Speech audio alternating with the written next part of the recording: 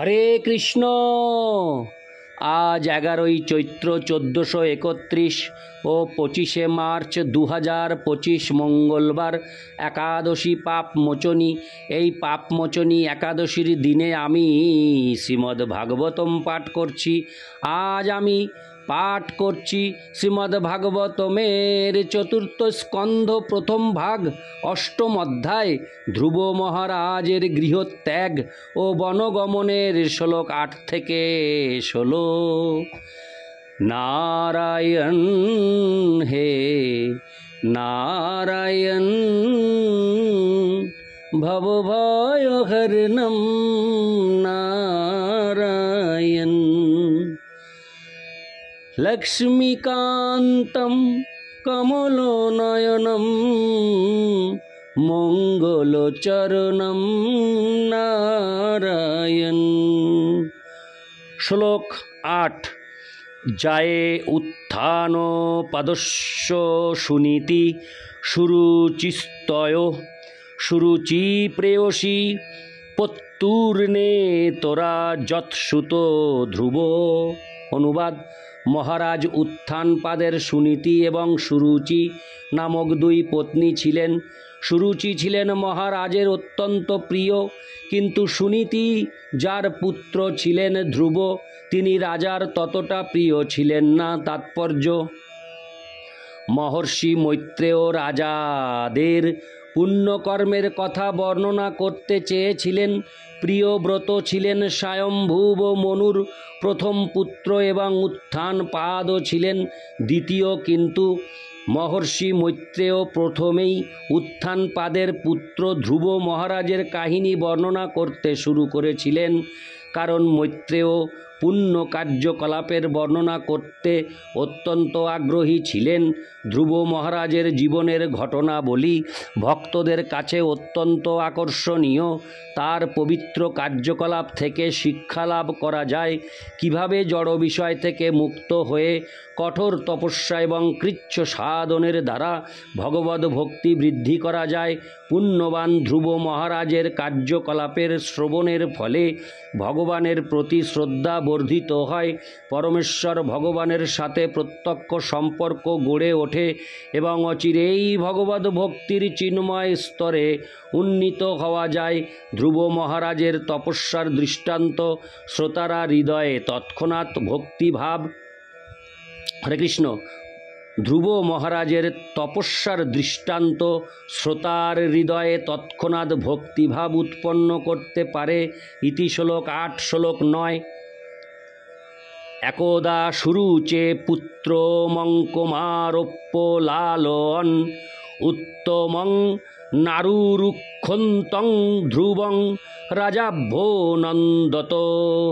অনুবাদ: এক সময় মহারাজ উত্থানপাদ সুরুচির পুত্র উত্তমকে তার অঙ্কে স্থাপন করে আদর করছিলেন।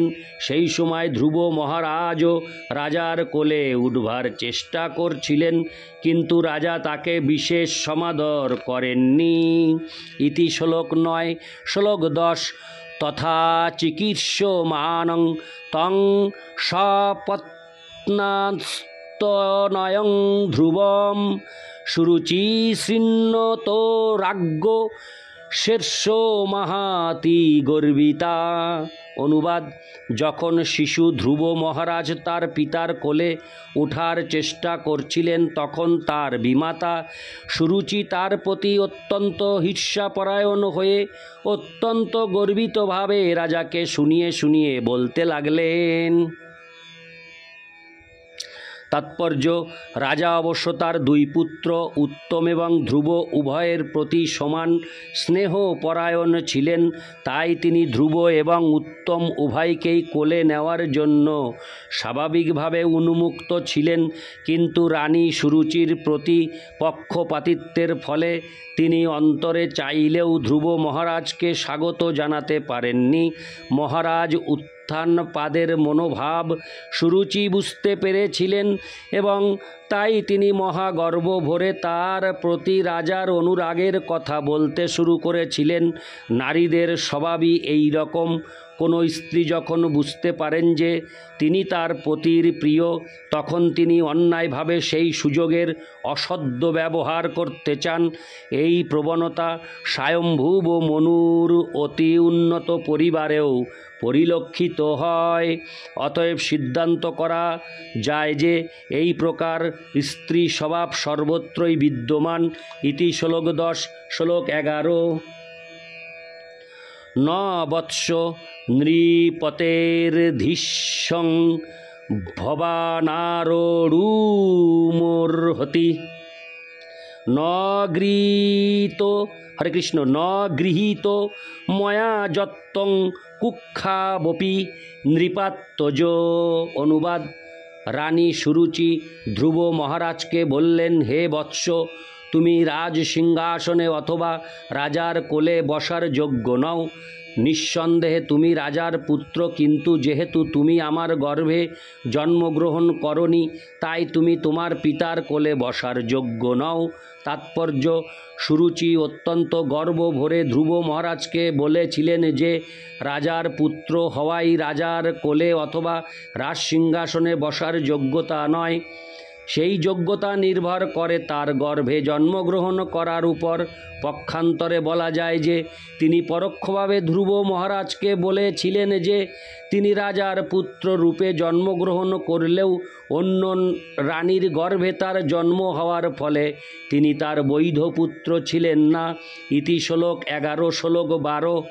বালহসি বত নাত্তা নমন্য স্ত্রীগর্ভ সম্ভৃতম নূনং বেদ ভবান যস্য দুর্লভে হর্তে মনোরথ।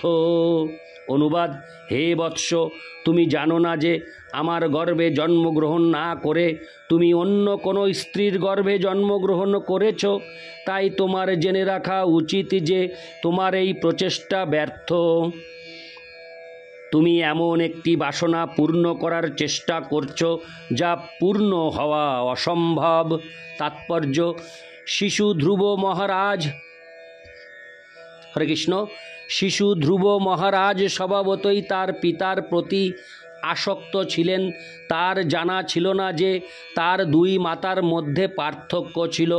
সুরুচি সেই পার্থক্য সম্বন্ধে তাকে জানিয়ে বলেছিলেন যে তিনি যেহেতু একজন অবোধ শিশু ছিলেন, তাই তিনি দুই রানীর মধ্যে পার্থক্য বুঝতে পারেননি। এই সুরুচির আর একটি, হরে কৃষ্ণ, এটি সুরুচির আর একটি গর্ভোক্তি। ইতি শ্লোক 12। শ্লোক 13। তপ সারাধ্য পুরুষং তস্যৈবানুগ্রহেণ মে গর্ভে তং সাধো আত্মানং, হরে কৃষ্ণ, সাধো আত্মানং যদিচ্ছসি নৃপাসনম।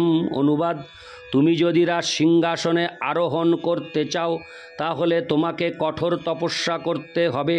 প্রথমে তোমাকে পরমেশ্বর ভগবান নারায়ণকে প্রসন্ন করতে হবে এবং তারপর তার কৃপায় তোমাকে পরবর্তী জন্মে আবার, হরে কৃষ্ণ, পরবর্তী জন্মে আমার গর্ভে জন্মগ্রহণ করতে হবে। তাৎপর্য: সুরুচি ধ্রুব মহারাজের প্রতি এতই ঈর্ষাপরায়ণ ছিলেন যে তিনি পরোক্ষভাবে তাকে তার দেহ পরিবর্তন করতে বলেছিলেন। তার মতে প্রথমে তাকে মৃত্যুবরণ করতে হবে এবং তারপর পরবর্তী জন্মে তাকে তার গর্ভে জন্মগ্রহণ করতে হবে। তাহলে কেবল ধ্রুব মহারাজের পক্ষে তার পিতার সিংহাসনে আরোহণ করা সম্ভব হবে। ইতি শ্লোক 13। শ্লোক 14। মৈত্রেয় উবাচ মাতুঃ স্বপত্না সদুরুক্তিবিদ্ধ শশন রুষা দণ্ডহত যথাহি হিত্তা মিশন্তং পিতরং সন্নবাচং জগাম মাতু প্ররুদন সকাশম।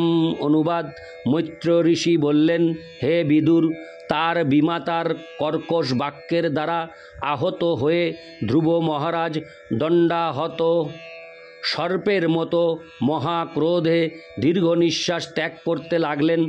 তিনি যখন দেখলেন যে তার পিতা কোনো প্রতিবাদ না করে নীরব রয়েছেন, তৎক্ষণাৎ তিনি সেই স্থান ত্যাগ করে তার মায়ের কাছে গিয়েছিলেন। ইতি শ্লোক 14। শ্লোক 15। তং নিঃশসন্তং স্ফুরিতাধরষ্টং সুনীতিরুৎসঙ্গ উদুহ বলম নিঃসম্য তৎপৌরমুখান্নিতান্তং সা বিবথে। হরে কৃষ্ণ। সা বিবথে যদ্গদিতং। হরে কৃষ্ণ। যদ্গদিতং শপথনা। অনুবাদ: ধ্রুব মহারাজ যখন তার মায়ের কাছে গিয়েছিলেন তখন ক্রোধে তার অধরষ্ট কম্পিত হচ্ছিল এবং তিনি অত্যন্ত করুণাভাবে ক্রন্দন করছিলেন। সুনীতি তখনই তাকে তার কোলে তুলে নিয়েছিলেন এবং অন্তঃপুরবাসীরা তার কাছে তখন সুরুচির সমস্ত দুরুক্তির কথা সবিস্তারে বর্ণনা করেছিলেন। তার ফলে সুনীতিও অত্যন্ত ব্যথিত হয়েছিলেন। ইতি শ্লোক 15। শ্লোক 16। সোৎসৃজ্য ধৈর্যং বিলোলাপ শোকোদাবাগ্নিনা দাবলতেব বালা বাক্যং স্বপত্নাং সরতি সরোজশ্রিয়া দৃশা বাষ্প কলামুবাহ।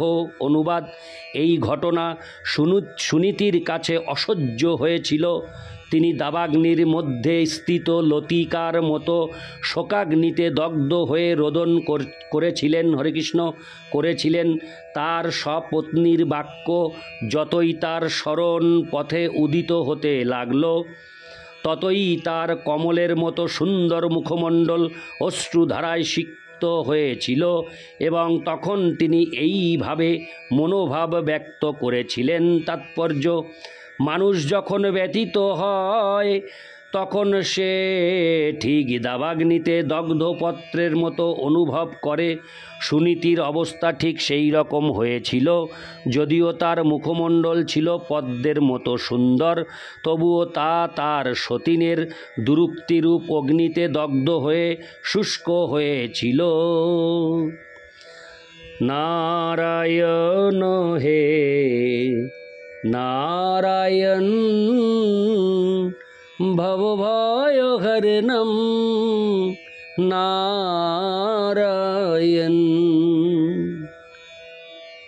হরে কৃষ্ণ।